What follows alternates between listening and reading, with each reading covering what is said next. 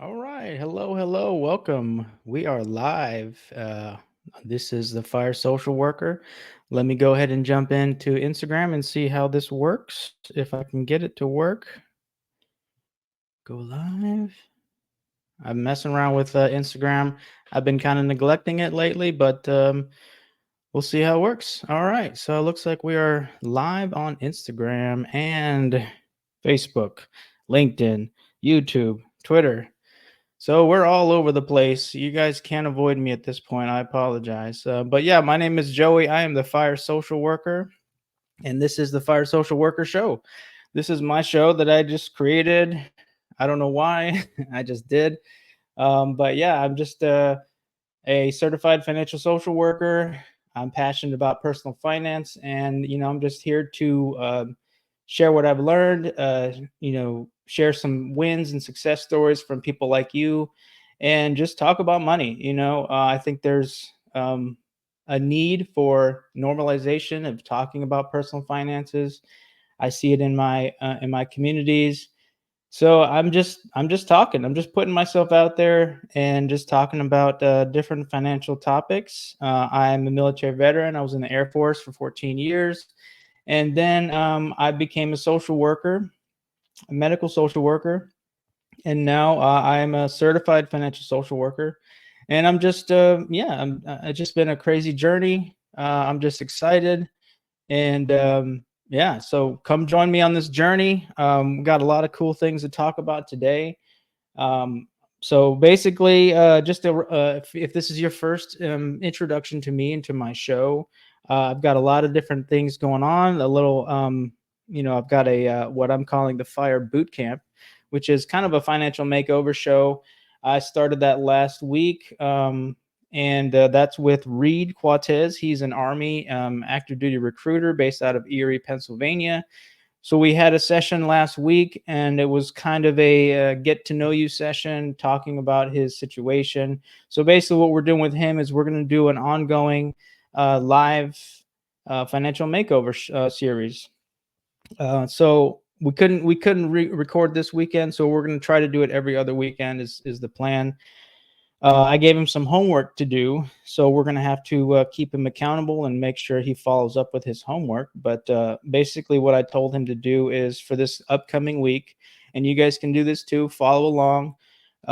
But I asked him to just get out a pen and paper or whatever works for him, a computer, Excel spreadsheet, whatever. So I asked him, like, okay, write down every expense that you have throughout the week, whether it's an ice cream, whatever it is, something at the gas station, whatever.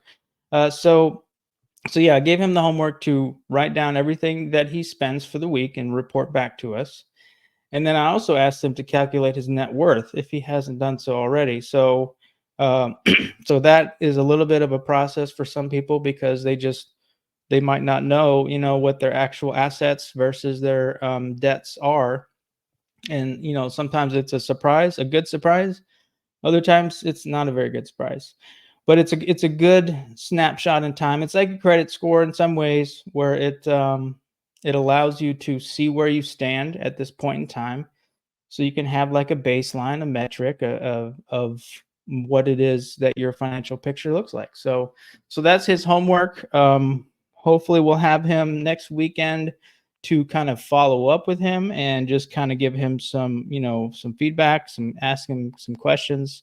So this is kind of like this is how the financial coaching process would work. Is we would we would do an assessment, get a baseline, and then we would start crunching the numbers and starting the process of changing some of these behaviors, changing some of these habits, in order to reach your financial goals. So that's what's going on with Reed. Check him out. He's on Facebook. I'll put a link in the description so you can follow along with him. He's pretty active on socials as a recruiter. So yeah, so we got that in the fire, which is pretty cool.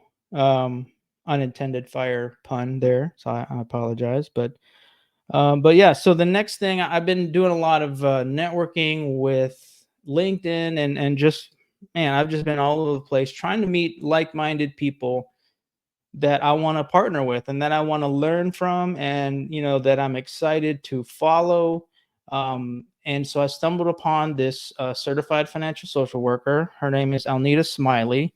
She's based out of St. Louis, and she's doing some just amazing things for her community. Like, I talked to her for almost an hour, and I could talk to her probably for another hour or more, or I don't know. But so basically, in our conversation, she explained how she uses financial social work in her day-to-day job. She is a financial social worker.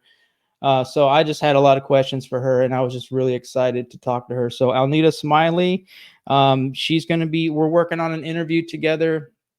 I really want to pick her brain and then also showcase what she's doing as a financial social worker, which is just amazing stuff. So she's on LinkedIn, Alnita Smiley, certified financial social worker. Look her up, and really, just you can start to see the impact that she's having on her community, um, at the macro level, and she's doing macro level stuff. So just really impressive stuff from her. So just keep an eye out for that. So that's, yeah, that's exciting. We don't have a date for an interview yet, but that's in the works, and I'm just really excited about that. So please, join in and check her out on LinkedIn.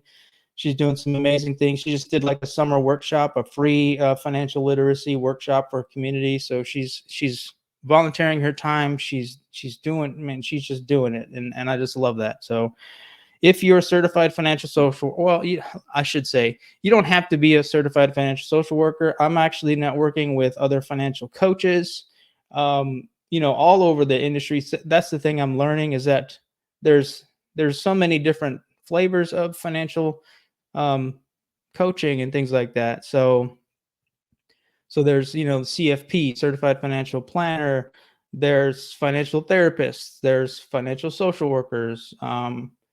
There's just there's just a lot of different flavors of financial coaching and counseling. So um, I'm trying to learn from everybody at this point. So I'm also networking on LinkedIn with other, professionals that are not financial social workers, but we're all in the same realm. We're all in the same team.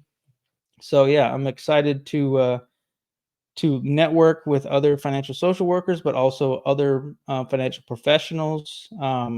I've just yeah. So please hit me up. I'm on LinkedIn as Joey Lastwell.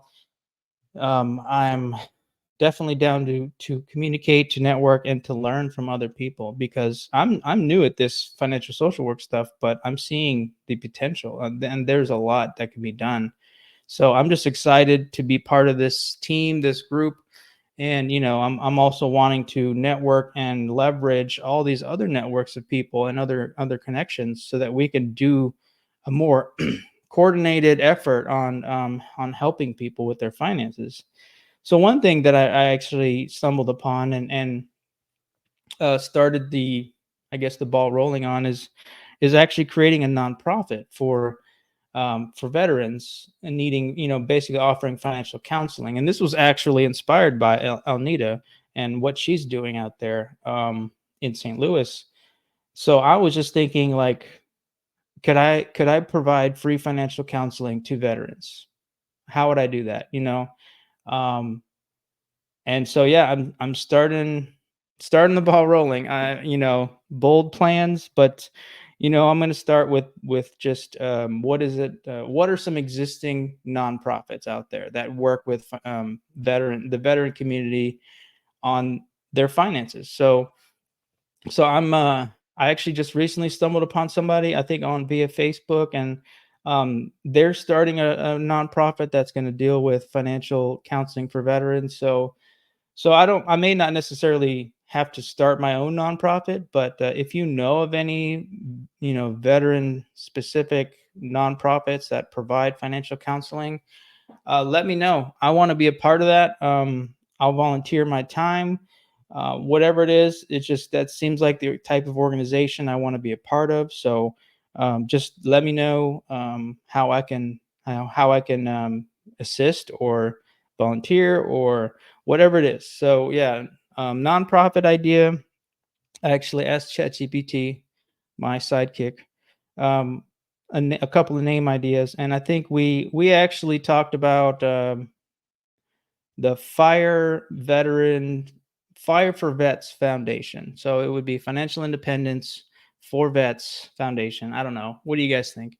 Um, nothing is it's not even in stone. Nothing is in stone yet. So yeah. So I'm looking at that. But I don't want to reinvent the wheel if something like that already exists. So I'm going to put my feelers out there. Please, someone, reach out to me via the different socials. You can find me on Facebook, Fire Social Worker, Instagram, all these different platforms. So yeah, that's something that I'm excited about. Networking, collaborating, just trying to elevate the mission, which is helping people with their finances. So yeah, that's one thing that I'm also excited about is this Alnita Smiley interview. And then we have another interview that's actually scheduled, which I'm also really excited about. And this is Dr. Marina Badillo Diaz, also known as the AI social worker. That's right. And this is actually really cool. I stumbled upon her when back in like January, February timeframe. I actually started a Substack where I was going to start writing. And I did a little bit of writing about social work, but in my research on Substack, I was looking for different social work content, like who's writing about social work on Substack. And there wasn't that much out there, but one thing I did stumble upon was the AI social worker on Substack.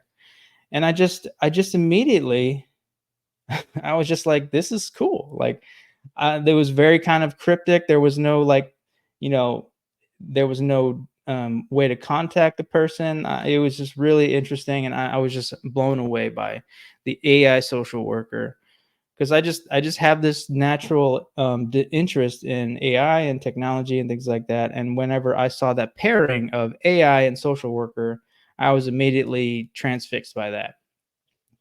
So I started reading her work, and I was just really interested. And I'm not even sure how I stumbled upon. I guess I just eventually on LinkedIn. It might have been LinkedIn, but yeah, I stumbled upon the actual person behind AI social worker. I was like, oh, okay, that's cool. And then I connected, and I think and ended up commenting on one of her posts, and next thing you know, like we're talking, and it's just like yeah. So she showed interest in what I've been working on, and we kind of have crossed paths a little bit through different connections that we've been a part of.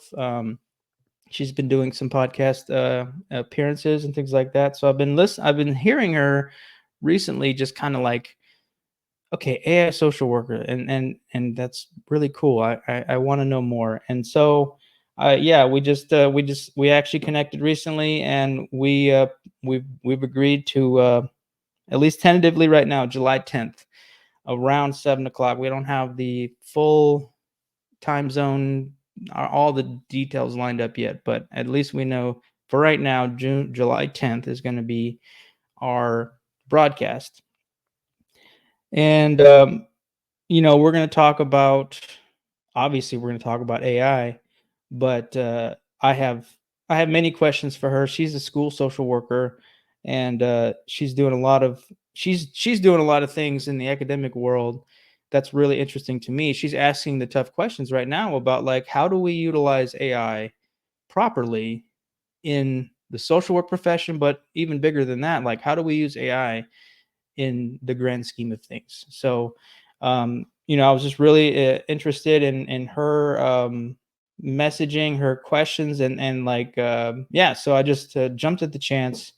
So I'm really excited. I actually used ChatGPT to create an event page background logo, and that turned out really cool. It's the AI social worker versus the fire social worker, but I just thought that was kind of, obviously we're not going to be, fighting or anything like that, but we're just going to be, we're going to be duking out in different ways, and we're going to be talking about all kinds of different things with AI and social work. So that's pretty exciting. So yeah, please stay tuned for that. Um, that's going to be a fun one. Um, and then on military broadcast radio, I'm going to be interviewing RG Enzon of Enzon Media. So he's an actual active duty Navy, I believe. He owns a company that's basically deals with making websites and branding, marketing. He kind of does a little bit of everything, but he's doing this while being an um, active duty member. So it's really impressive what he's put together. So I've just been really interested in his story. What are some of the financial lessons that he's learned along the way? So that's going to be on Thursday, the 27th at 7 Eastern time. And then, yeah, we're going to talk. That's the Money in the Military show on Military Broadcast Radio. That's my other show. So, yeah, We're gonna talk a lot about finances in that show. What are some of the lessons learned from him, and what types of lessons can he give to the military community from his journey? So those are, yeah, that's a lot. It's a lot going on, but I'm excited. There's just so much activity, so much. I'm learning so much from other people, and it's just exciting. Exciting time to be in the space, and just getting positive feedback from the community, from the audience. So yeah, if you're feeling froggy, go ahead and jump in the chat or the add some comments. um yeah, and then so the main, I guess, the main topic of discussion for today um was something that I recently discovered. uh I guess they maybe rediscovered. um but but yeah, it's this concept called ikigai. You might have heard about it. It's trending a little bit. But it's a Japanese concept that originated in Okinawa, that basically talks about your sense of purpose or your reason for living. Um, so just to kind of do a quick background. So the essentially ikigai has like four different concepts that are part of its core mission or core ideology. So it's basically like what you love. So it could be a passion that you have, what the world needs. So it's something that actually benefits society or helps the world. What we can get paid for. So obviously, getting paid for something that you love and something that the world needs. But then also, yeah, you're good at it. So so yeah, like when I stumbled upon this, I was just really intrigued by this concept, and just it's got me really thinking, about our purpose and all that other stuff. And I think I talked about it in another video where I was like, what is your financial why? But I feel like this is really more it aligns more with what I was trying to convey in that video. Was I'm looking at the idea of financial ikigai. Like, what is your financial reason for being, essentially? And this kind of gets into more of the like the deeper stuff. But that's part of financial social work, is trying to determine, what is making what is influencing you to make your decisions, and what is yeah, what is motivating you. So so yeah, like so basically, I'm trying my best to turn this into something that I could really latch onto, which is financial ikigai. um and I'm on my own mission with that. What is my ikigai?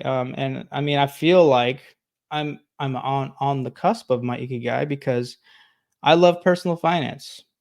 The world needs it. Let's be honest. I'm not getting paid for this, but maybe someday I can get paid for this. And then I'm good at it. Well, that's up to you guys. That remains to be seen. But generally, people have told me that I'm okay at this stuff. So yeah, my financial ikigai is you know doing this with you guys and interacting with you all, um, engaging with the audience, learning from other people. Um, there's just a lot that I'm really curious to learn more about, but also I feel like this is something that more people need to do some soul searching about. I'm just scratching the surface of it, but I think as a larger discussion, um, this might be something that would benefit people. What is your ikigai? Well, I guess not even finances, but in general, ikigai. What is your passion? What is your reason for living? You know, what are you good at? What can you get paid for? Like all these different things. What does the world need? And the people that practice ikigai, there's a place in Okinawa that has the largest per capita centurions in I think in the world. And centurions are people who live over 100 years. So, they've found their ikigai and they're doing it. So there's clearly something to this whole ikigai stuff. So, and I'm half Japanese, so this should be ingrained in me, right? But no, I'm definitely interested in it, and I'm hoping to kind of encourage people to talk about this kind of stuff. I know some people don't want to get into the emotional stuff when it comes to personal finance, but one thing I'm learning is that personal finance is very emotional, and there's a lot of emotions associated with finances. And if we can kind of pull back from our emotions, I think that would probably save a lot of people some frustration. Um, so yeah, that's pretty much I don't know. It's just something that I wanted to put out there and see what people think about ikigai. What do you think about financial ikigai? Like, what is motivating you? What is your passion, and can you make money off of it? Does the world need it? And are you good at it? Like they're basic questions, but in some ways this is also a unicorn job. So in this environment today, it's hard to find just a job sometimes, let's be real. And then trying to find a job that you like, find a job that pays you, and a job that all these things. It's a tough order, some tall order sometimes, but yeah, I think it's probably a life journey to try to find that. It's not going to be something that happens overnight, obviously, but I've met a few people I think that have found their ikigai, and them when you see them. They're just so happy, almost make you jealous how happy they are and how just like content they are with the world. Um, I mean, not to say that their life is perfect in every way, but there's just a certain energy that they put off. I'm just jealous of them, and I think that's where I want to be. But that's my that's just something, I guess that's a personal side that I'm dealing with, or I'm curious about, and I'm curious what you guys think too. Um, maybe that's just for me, but yeah, I'm gonna ask people like, what is your financial why? What is your financial ikigai? So that's just yeah, something that I saw that I recently started to internalize and ask questions about. So if you have anything to add about ikigai, then by all means. And yeah, I think a lot of people call it ikigai, like a, I don't know, like a bad guy, but it's ikigai. I don't know. I guess it sounds all the same, but ikigai. All right, so that's all I got to say about that. So for the rest of the show, which this is not going to be as long a show. That's the first episode. So I didn't intend for that first episode to be so long, but like I was live on air waiting on Reed to show up, and I was just kind of stalling for time and waiting. And I just kind of kept going. And next thing I know, I did like almost an hour just waiting on Reed, and then and then Reed showed up. So then, yeah, so that was a long stream. Um, but I thought I had some good material in there, and I enjoyed talking to Reed, and I'm glad we got a chance to really kind of get to know each other a little bit more, because I think I really I want to have a relationship with the people that I work with. I don't want this to be a business transaction. I want this to be a relationship, where, I don't, I guess I'm just maybe being idealistic about it, but yeah, I'm wanting to truly have a relationship with people and learn about their lives, and then try to find what it is that they want to achieve, and then work towards that, on different levels. We got the practical financial stuff, the dollars and cents stuff, but really it's the behavioral stuff that really gets people tripped up. So yeah, that's this show is going to be a lot shorter, so um I don't want to go on too long, but yeah, so I actually asked ChatGPT to give me some topics that are trending in personal finance right now, and we'll talk about them a little bit, and then just see what happens from there. So the first thing that came up was current interest rate environment, and I think this was on the last ChatGPT thing that I mentioned before, but um, what's going on in the current interest rate environment? It sucks. Like there's just no way around it. People are struggling to buy cars, buy houses. Their credit card rates are rising. It's just not a good environment for most people. So what do we do? That's the $1 million question. But it's one of those things too where we don't always have um, a say in these factors at play. We don't have control over the gas prices. We don't have a control over the interest rates for mortgages and things like that. So, I mean, it's just the reality. It's the financial reality, and just from my perspective, we have to deal with those forces at play. And that means, if that means that we have to cut down on certain niceties to make ends meet, then so be it. It's a short-term thing, because these interest rates aren't going to stay there forever. Um, I mean, inflation is that's a global thing. Like that's everywhere around the world is dealing with inflation right now. So that's a factor that's well out of our control. So what do we have in our control is our daily budget, our daily spending plan. So if if your mortgage went up last year, then you're going to have to make that adjustment in your balance in your spending plan. Um, so I don't really have a great concise answer on how to deal with the the current interest rate environment, just because it's such an overarching complicated problem that there's nothing that I can say that's really going to help you, other than the fact that you know you're going to have to adjust and roll with the punches.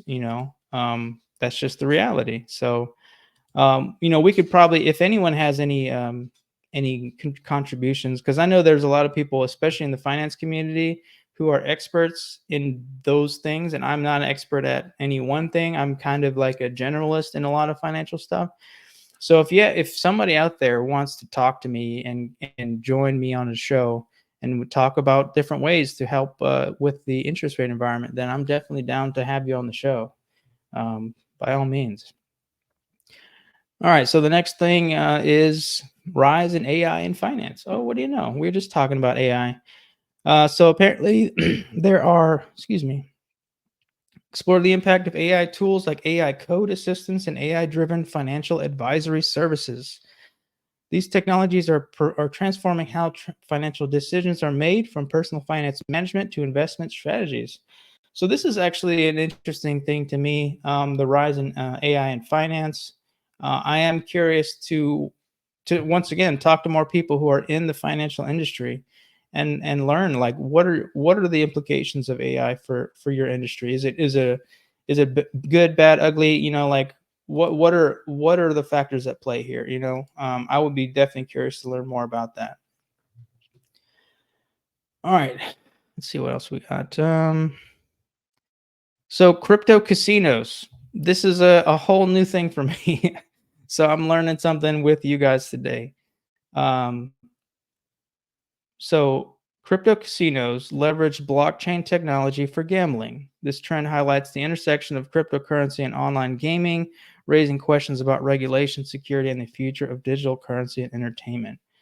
So, man, once again, I need a crypto person. If you're a crypto person and you want to jump in on crypto casinos, then let me know because I'm genuinely curious about crypto casinos. Never thought I would see that in my lifetime, but hey, it is what it is. Let's see, FinOps, the concept of financial operations, which is gaining traction as companies look to optimize their cloud spending. FinOps involves financial management practices designed to maximize business value while maintaining control over cloud expenditures. All right, well, I mean, yeah, that's kinda out of my realm too, FinOps, but, this is interesting. This is interesting stuff to me. So, yeah, I mean, I'm just learning different techniques, different, like, different nuggets of things that I can reach back to at some point, especially if I'm gonna be talking about this stuff, in the future with some of these subject matter experts. So, if you're in FinOps, hit me up. Let's talk. AI and financial planning. Obviously, this is a kind of relevant to the AI and finance, but financial planning specifically. So this is kind of an interesting subset because let's see, they have AI writing and note taking tools, which are revolutionizing financial planning and advisory. These tools help streamline processes, improve accuracy, and provide personalized financial advice based on large data sets. So that's actually pretty cool too, because that's using AI the way, as a tool, as it's meant to be used. So I really like that idea. And if there's any financial planners, once again, come talk to me on the show. That would be really cool. All right. So then we got user generated content in finance. So examine the role of user generated content in financial education and marketing. Platforms that allow users to share their financial experiences and advice can enhance community learning and trust in financial services.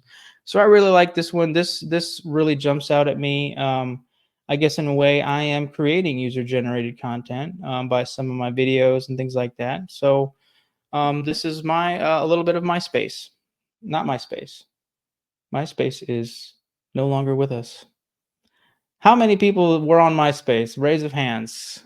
Generational gap here, but yeah, okay.